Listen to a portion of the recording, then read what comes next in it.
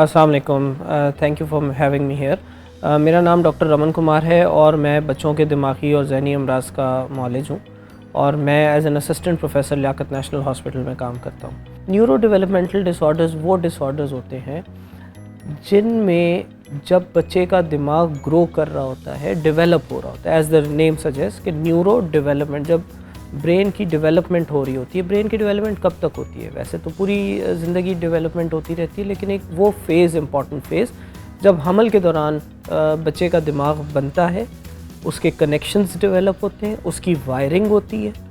फिर उसके बाद जब बच्चा पैदा होता है, वो बड़ा एक इम्पॉर्टेंट फेज़ होता है। फिर जब पैदाइश के बाद बच्चा अपने एनवायरनमेंट को महसूस करते हुए चीज़ें सीखता है। इस दौरान दिमाग की डेवलपमेंट मुतासिर हो किसी भी तरीके से, चाहे वो हमल के दौरान दिमाग सही से बने ना, उसकी वायरिंग मुतासिर हो, उसके कनेक्शंस में प्रॉब्लम हो, या पैदाइश के टाइम दिमाग को ऑक्सीजन ना मिले, कोई ऐसा इवेंट हो जाए जिसमें उसको जॉन्डिस हो जाए या उसको दिमाग में इन्फेक्शन हो जाए, ये सारे इवेंट्स जो हैं ये लीड करते हैं टूवर्ड्स न्यूरो डेवलपमेंटल डिसऑर्डर्स। इसका जो ताल्लुक़ है वो न्यूरो डाइवर्सिटी से।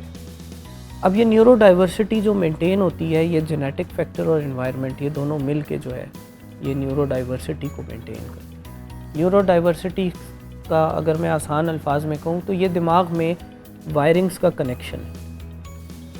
अब एक जो कनेक्शन होता है दिमाग में, उसको दो चीज़ें डिसाइड करती हैं कि ये कनेक्शन कब होगा, इसकी जो टाइमिंग है वो डिसाइड करता है जेनेटिक,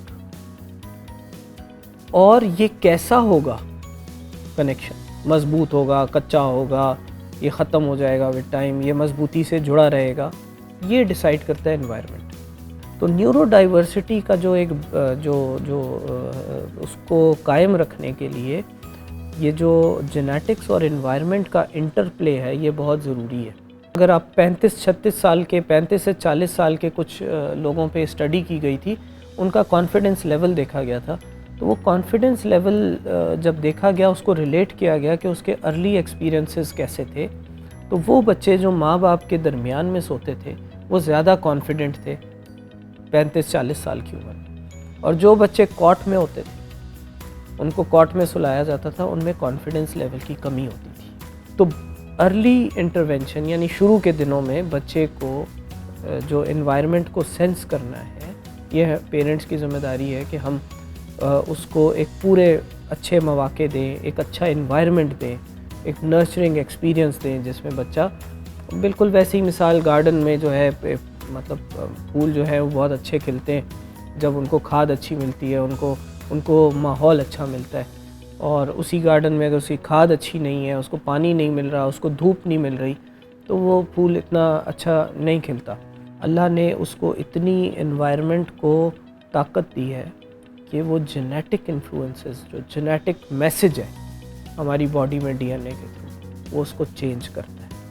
तो ये समझना बड़ा ज़रूरी है अपने बच्चों की परवरिश में। न्यूरो डेवलपमेंटल डिसऑर्डर में जो एक पेरेंट्स कैसे पिक करें, इसको अर्ली पिक करने के लिए ज़रूरी ये है कि पेरेंट्स को जो है ये मालूम होना चाहिए, रेड फ्लैग्स, डेवलपमेंट माइलस्टोन्स उनको मालूम होने चाहिए, रेड फ्लैग्स पता होने चाहिए। जब हम डेवलपमेंट चेक करते हैं बच्चे की, तो हम 4 एस्पेक्ट्स में स्क्रीनिंग करते हैं, जिसमें एक होती है gross motor, fine motor, social and verbal. 4 domains में हम बच्चे को जज करते हैं कि ये जो है ये बच्चा जो है रेड फ्लैग्स में तो नहीं आ रहा, इसमें रेड फ्लैग्स इसके माइलस्टोन्स में तो नहीं आ रहे। हमारे यहाँ पे बहुत सारे लोग जो हैं जॉइंट फैमिली सिस्टम्स में रहते हैं, बहुत दफ़ा आके ये बताते हैं कि इसी उम्र का एक और बच्चा हमारे घर में है, वो तो बोलना शुरू कर दिया, इसने बोला नहीं है, ये बात पे रिस्पॉन्ड नहीं करता, ये हम जब बात करते हैं तो हम ध्यान नहीं देता, ये आई कांटेक्ट नहीं करता, ये किसी चीज़ को मांगता है पॉइंट नहीं कर सकता, तो ये जेस्चर्स नहीं करता।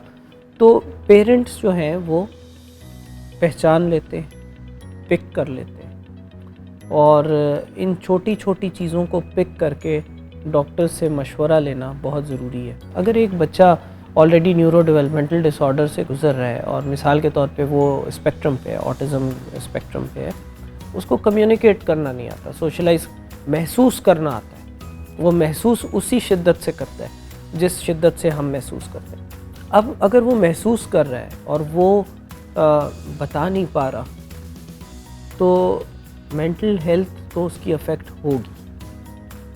लेकिन कोई ऐसा चार्ट जिससे हम देखें कि ऑटिज़म का स्पेक्ट्रम पे जो एक बच्चा है वो कितने डिप्रेशन में है, इसके लिए हमें बच्चे को समझना ज़रूरी है। उसकी डेली रूटीन में उसके डेली बिहेवियर्स को जज करना कि आज ये कल से कैसे मुख्तलिफ है। ऑटिज़म स्पेक्ट्रम या किसी भी न्यूरो डेवलपमेंटल डिसऑर्डर में जो बहुत इम्पॉर्टेंट पॉइंट है वो यही है कि पेरेंट्स को उन बच्चों को समझना बहुत ज़रूरी है। तो पेरेंट्स को ही नज़र रखनी पड़ती है। देखिए, न्यूरो डेवलपमेंटल डिसऑर्डर्स में जो बच्चे होते हैं जैसे ऑटिज़म स्पेक्ट्रम डिसऑर्डर या ADHD, इसमें माँ बाप का, वालिदैन का क्या रोल है, तो पेरेंट्स को समझना ज़रूरी है। सपोर्टिव पेरेंट्स कौन होते हैं इन न्यूरो डाइवर्जेंट बच्चों के, जो इस बात को एक्सेप्ट करें। तो अगर हम एक्सेप्ट कर लें कि जी मैं मानता हूँ कि जी मेरे बच्चे में ये मसला है, ये प्रॉब्लम है, तो it gives a negative kind of energy. Whereas मेरा बच्चा यूनिक है, मैंने मान लिया, तो it gives a positive kind of an approach. और वो अपने ऐसे पेरेंट्स अपने बच्चों को बहुत आगे तक ले जाते हैं। तो एक्सेप्टेंस पॉजिटिवली कि जी हमारा बच्चा मुख्तलिफ है, लेकिन हम इसको आगे लेके जाएंगे। मुख्तलिफ है, कम नहीं है किसी से, यूनिक है। तो उसमें पेरेंट्स की मेंटल हेल्थ बड़ी ज़रूरी है कि हम उनकी मेंटल हेल्थ का ख्याल रखें, उनकी एंग्जाइटी, उनकी डिप्रेशन का ख्याल रखें, उनकी काउंसलिंग करें, उनको रास्ता दिखाएं, उनको बहुत सारे ऐसे पेरेंट्स से और मिलवाएं, उनको कनेक्ट करें, उनको उनसे अच्छी एग्जाम्पल्स दिखाएं कि इन पेरेंट्स ने इन बच्चों को इतना आगे तक पहुंचा दिया। और कभी कभार उनको उनसे कम एग्जाम्पल्स दिखाएं कि आपका बच्चा अच्छे लेवल पे है। तो जब आप उनकी मेंटल हेल्थ को बेहतर करते हैं तो उनको अच्छा दिखना शुरू हो जाता है बच्चे में। वो फ़ौरन देखना शुरू करते हैं कि मेरा बच्चा तो जो है म्यूज़िक में बड़ा इंटरेस्ट लेता है। वो उसकी पेन की ग्रिप को, पेंसिल की ग्रिप को पकड़ लेते हैं कि ये तो बहुत यूनिक तरीके से ये तो आर्टिस्ट बन सकता है। ये अच्छाई पकड़ने में, ये बच्चे की स्ट्रेंथ पकड़ने में ये ज़रूरी है कि पेरेंट्स ने पॉजिटिवली एक्सेप्ट किया हो और उनकी मेंटल हेल्थ बहुत अच्छी हो। जो ये स्ट्रैटेजीज़ वो स्ट्रैटेजीज़ हैं कि पेरेंट्स जो हैं वो अप्लाई कर सकते हैं अपने आप को बेहतर करके, अपनी एक्सेप्टेंस को बेहतर करके, बच्चे में मुस्बत चीज़ें ढूंढ के, बच्चे को एक सपोर्टिव एनवायरनमेंट दे के, तो जो है बच्चा बेहतर हो सकता है। बेसिकली एज अ पेरेंट हम जो है हमें एक बहुत फ़ाइन बैलेंस रखना पड़ेगा कि हमारी वार्मथ में और हमारे कंट्रोल में।